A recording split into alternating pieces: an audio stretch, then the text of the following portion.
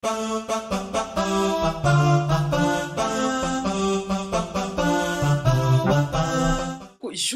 Noël à tout le monde, joyeux Noël, joyeux Noël. J'espère que vous allez bien et que vous fêtez très bien mes futurs compatriotes canadiens. Aujourd'hui, je viens avec une nouvelle édition. Bon, c'est pas très nouveau. Il s'agit de Québec Monde.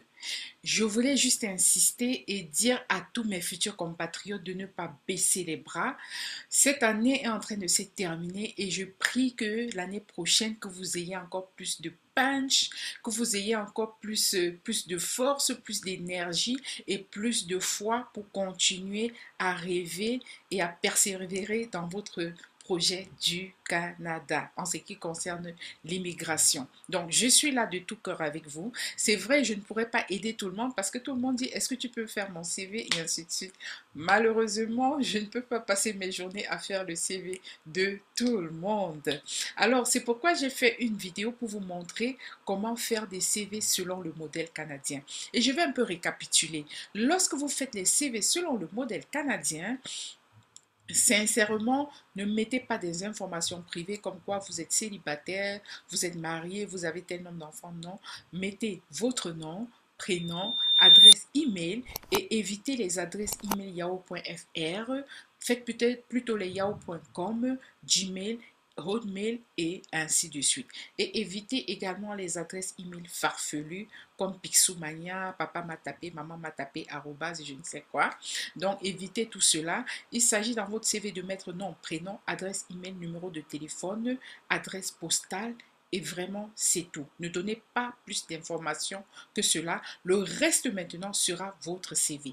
Et ne faites pas des CV plus longs que 2 pages. Parce que je vois des gens qui essaient juste de remplir les CV et ainsi de suite. Et utilisez les verbes d'action. Comme vous voyez là en haut, utilisez des verbes d'action. C'est très important. Utilisez des verbes d'action. Parlez de vos fonctions. Mettez d'abord le profil. Donc, utilisez d'abord dans un CV, mettez d'abord votre profil. Donc, le profil, c'est en fait le sommaire de vos compétences. Et ne dépassez pas 5 points. Donc, voilà. Et ensuite, maintenant, vous allez dans les expériences professionnelles et à la fin, vous pouvez mettre les diplômes. Et en ce qui concerne les diplômes, si par exemple, vous avez un doctorat, vous n'êtes pas obligé de mettre le bac parce qu'on sait que pour avoir le doctorat, vous avez eu le bac, le BPC et ainsi de suite. Donc, démarrez peut-être avec la licence. Lorsque vous êtes peut-être quelqu'un qui a un doctorat, moi aujourd'hui avec un master, je ne mets plus vraiment le bac. Donc, j'arrive là et puis je mets tous mes diplômes après le bac, quoi. Donc, voilà. Parce qu'on sait que pour avoir un master, pour avoir un doctorat, vous avez déjà eu le bac. Par contre, pour quelqu'un qui a comme un BTS, le BTS ici, l'équivalent, c'est le DEC, diplôme d'études collégiales. Quand vous avez un BTS, bien sûr, avant, vous pouvez mettre que vous avez eu un baccalauréat, mais encore, j'ai fait une autre vidéo dans laquelle je vous parlais de la concordance entre les diplômes francophones et les diplômes canadiens. Donc, utilisez le terme canadien, si c'est possible. Hein. Après, si vous tombez sur un employeur français, ok, vous avez de la chance. Alors, allons-y. Donc, je vais vous montrer comment vous allez faire pour appliquer pour Québec Monde. Donc, c'est un tutoriel en fait. Ici, il s'agit d'un tutoriel que je vais vous présenter. Donc, voilà, nous sommes sur le site de Québec en tête. Ici, il s'agit de postuler pour ce système de recrutement du Québec avant le 24 janvier. Je proposerai aux gens de commencer un peu plus tôt, si vous le pouvez, hein, en ce qui concerne la journée Québec Monde. Première étape, très important. Et je sais, dans notre communauté, on ne lit pas souvent beaucoup. Si vous voulez vous lancer dans le projet du Canada, mes chers futurs compatriotes, il faut aimer lire. Lisez, lisez. Parce que toutes les informations sont cachées, soit sur Internet, sur le site du gouvernement, soit dans les livres. Lisez. Et quand j'envoie les vidéos, ne me dites pas, par exemple, j'ai envoyé une vidéo là, je dis comment postuler pour un emploi. Quelqu'un m'écrit directement et demande comment je fais pour postuler. Mais j'ai déjà fait la vidéo. Donc tout est dans la vidéo. Prenez le temps, soyez concentrés, écoutez plusieurs fois avant de poser les questions. Donc voilà, la première étape ici, vous allez sur le site. Je vais mettre également le lien du site dans la barre de description et vous prenez la peine de lire du début jusqu'à la fin. Parce que des fois, je peux vous donner des informations et j'oublie quelque chose. Or, en vous donnant la source, ça vous permet d'aller vous-même à la source des infos et de récupérer peut-être ce que j'ai oublié. Alors là, le Québec dit qu'il recrute dans tous les domaines. Première information. Et on dit attention, ces genres de messages en bleu, il faut les lire. Attention, les candidats dont les qualifications, la formation ou l'expérience ne sont pas pertinentes et ne rejoignent pas les exigences demandées du poste seront automatiquement refusés. Nous vous conseillons fermement de postuler uniquement aux offres qui correspondent à votre profil. J'espère que c'est bien noté. Donc, postulez aux offres qui correspondent à votre profil. Et ici, nous avons environ 8 domaines qui ont été listés. Qu'est-ce que ça veut dire? Quelqu'un qui n'a pas peut-être une expérience dans un de ces domaines, ça ne sert à rien pour la personne de postuler. Toutefois, vous pouvez parcourir ma chaîne YouTube et voir, donc j'ai donné des astuces sur comment chercher du travail depuis l'extérieur. Mais dans les prochaines vidéos, je vais encore aller en profondeur, comment chercher du travail sur LinkedIn, sur Monster et ainsi de suite, étant à l'extérieur du Canada. Et là, vous avez là les différents domaines dans lesquels on a posté des offres d'emploi. Et ici, on dit pour participer, c'est facile, du 14 au 24 janvier. Là, c'est dit. Et 1. Consulter les offres d'emploi disponibles. Créer mon profil sur mon compte Québec en tête. Créer le profil. Créer le profil. Donc, pour créer votre profil, vous cliquez là-dessus. Et on dit que votre profil, vous devez le créer en français. Très important pour les anglophones. Donc là, pour créer le profil, vous allez prendre toujours la peine de lire. C'est ce que je dis toujours aux gens. Prenez la peine de lire. N'allez pas en courant. Et puis, ne demandez toujours pas qu'on fasse pour vous. Là, regardez, on dit vous cherchez un emploi ou un programme d'études, créez votre compte. Le bleu là, ça veut dire cliquez dessus. Vous souhaitez recruter, contactez un membre de l'équipe. Ça, c'est pour les recruteurs. Je suppose que ce n'est pas pour vous. Et là, vous entrez votre courriel, votre mot de passe. Ici, vous allez rentrer votre courriel. Donc, écoutez-moi très bien, soyez très attentifs. Si vous avez déjà créé un compte, c'est par ici que vous allez venir pour vous connecter parce que vous avez au préalable créé un compte. Mais si c'est la première fois d'être sur ce site, moi, je vous conseillerais d'abord de commencer par créer un compte. Vous cliquez là, créez-vous un compte. Une fois que vous avez créé le compte et que vous voulez vous connecter sur le site, vous allez plutôt venir ici en bas. J'espère que vous avez très bien compris. Sinon, posez-moi les questions dans les commentaires. Et puis là, vous voyez maintenant, vous allez ouvrir un compte, vous écrivez votre nom. On a donné un exemple, John Doe, et tac, vous écrivez votre adresse email, vous donnez le mot de passe et vous confirmez la création du mot de passe. Lorsque vous cliquez là, on vous dit que pour créer le mot de passe, vous devez respecter une certaine police. Très important également. On va faire un exemple, John Doe. Moi-même, je vais écrire John Doe, c'est pas moi parce que bon, voilà. Et puis, on va créer une adresse email pour John Doe. Comme je vous l'avais dit tantôt, l'adresse email, ça doit comporter nom et prénom et pas d'adresse farfelue, les numéros dessus, non, évitez tout ça. Faites quelque chose vraiment avec votre nom et votre prénom. Et les adresses email sont sensitives. Donc, que vous écriviez en majuscule, en minuscule, ça ne change rien. Moi, généralement, je fais majuscule juste pour faciliter la lecture. Mais sinon, ça ne change rien. Donc, on va faire gmail.com. Et ensuite, le mot de passe. On va faire, bon, je vais écrire n'importe quoi comme mot de passe. Vous voyez très bien, vous devez très bien lire ça.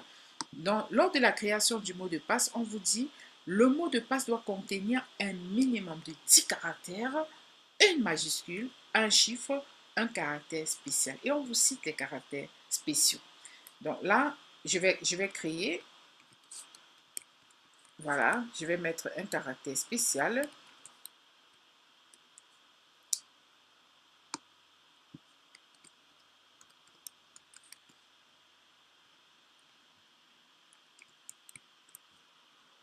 Tac.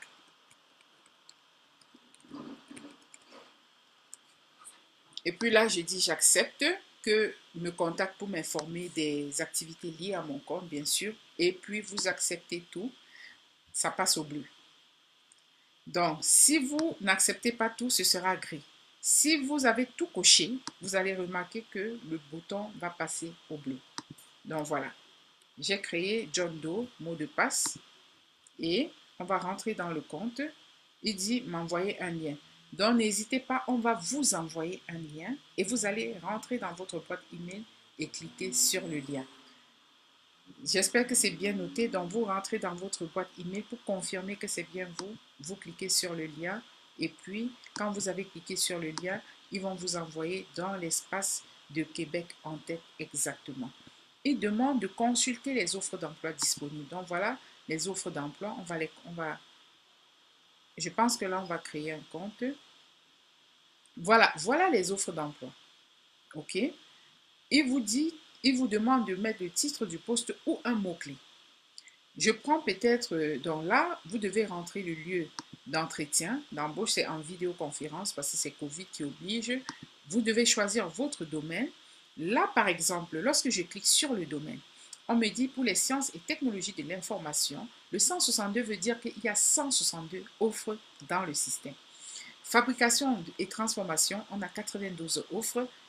Métier, 62 offres, 22 offres. Ceux qui sont dans la gestion, ils vont voir qu'on en a seulement 4. Vous cliquez gestion, vous allez voir ce qui va apparaître.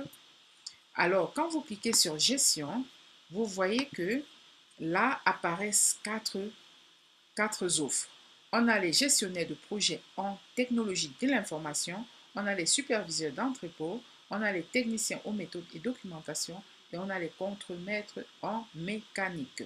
Si vous cliquez dans gestionnaire de projet en TI, donc technologie de l'information, on vous dit, voilà, vous devez postuler avant le 25, mais moi, je conseille qu'on postule un peu plus tôt.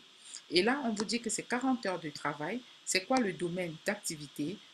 Il s'agit de la gestion des affaires, des finances, de l'administration et ainsi de suite. Et voilà le salaire. Maintenant, vous allez prendre la peine de lire. Et je vais beaucoup vous répéter de lire, de lire, de lire, de lire, de lire. On vous dit ce que tu vas faire. Au Québec, très souvent, ils aiment bien le tutoiement.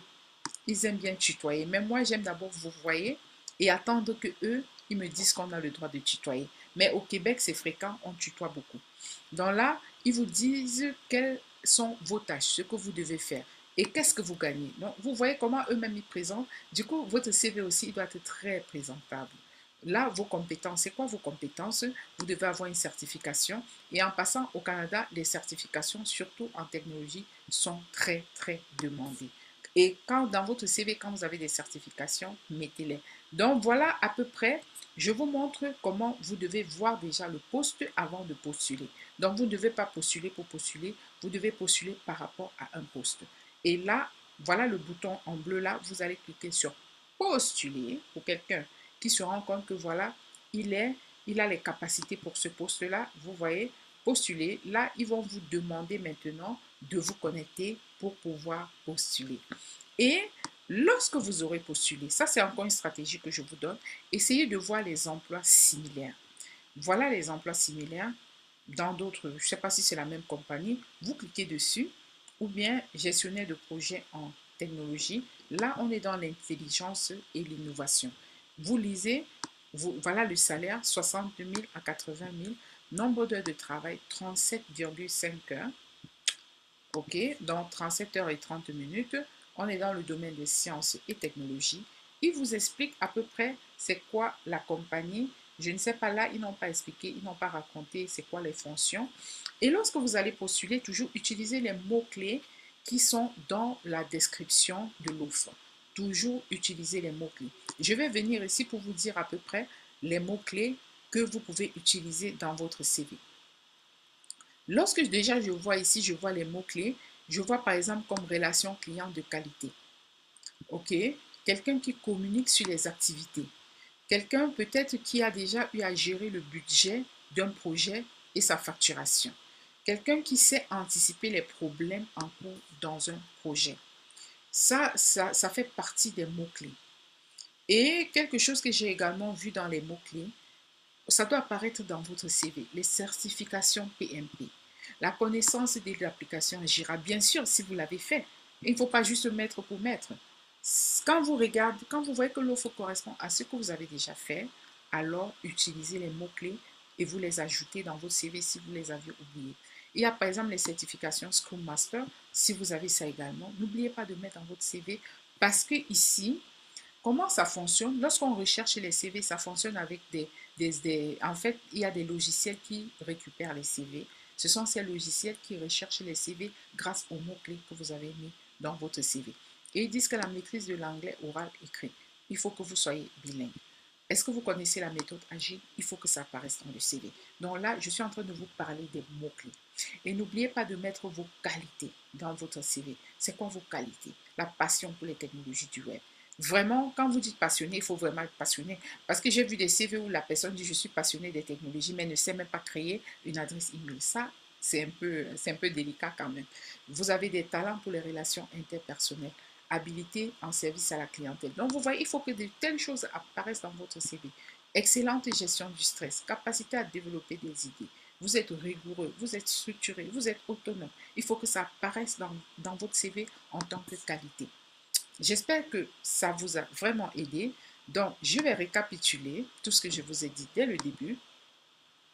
Lorsque vous allez arriver sur ce site, la première chose que vous devez faire, il faut savoir que vous devez postuler avant le 24 janvier. Très important. Mais vous devez d'abord voir tous ces domaines. Est-ce que vous avez travaillé dans un de ces domaines? Alors, vous pouvez commencer à le faire. Et si oui, vous allez analyser les offres les unes après les autres. On va encore prendre une offre comme la santé, vous analysez et vous voyez si ça correspond. Donc là, comme je vous ai dit, je vais cliquer sur la santé. Vous allez voir toutes les offres qui sont liées à la santé. Voilà toutes les offres qui sont liées à la santé. Il y a les infirmières, travailleurs sociaux. Donc en gros, ça c'est tout ce qui est santé, même les préposés aux bénéficiaires. Et je voulais en profiter pour dire à ceux en Afrique peut-être qui ont des diplômes d'état, d'infirmiers et tout. Moi, je vous dirais, hein, postulez même pour les préposés aux bénéficiaires. Le but, c'est d'entrer. Le but, c'est qu'on vous sélectionne. Vous pouvez postuler pour les infirmières cliniciennes, pourquoi pas. Mais postuler, par exemple, pour les préposés, ce n'est pas mal. Donc, voilà à peu près le salaire annuel. Ça, c'est à l'heure. Hein. Ils ont fait une erreur. Donc, voilà le nombre d'heures de travail. Et ils ont donné comme une petite description et ainsi de suite. Donc, vous allez d'abord regarder l'offre, vous allez créer votre compte et ensuite, vous allez postuler. Ça, c'était pour récapituler. Bien lire, revenir sur le site, je vais mettre dans la barre de description. Bien lire, vous assurer que vous appartenez à un de ces 8 domaines et créer votre compte. Maintenant, analysez les offres les unes après les autres. J'espère que ceci vous a aidé. Soyez bénis et passez de très très belles fêtes. À nous revoir dans la prochaine édition. Alors dans la prochaine édition, je vais continuer à parler des CV parce que je me rends compte que les CV, c'est quelque chose de très important pour tout le monde. Même nous qui sommes ici au Canada, on a besoin toujours d'avoir nos CV à jour. À nous revoir dans la prochaine édition. Je vous souhaite encore de très très belles fêtes de Noël. Amusez-vous bien.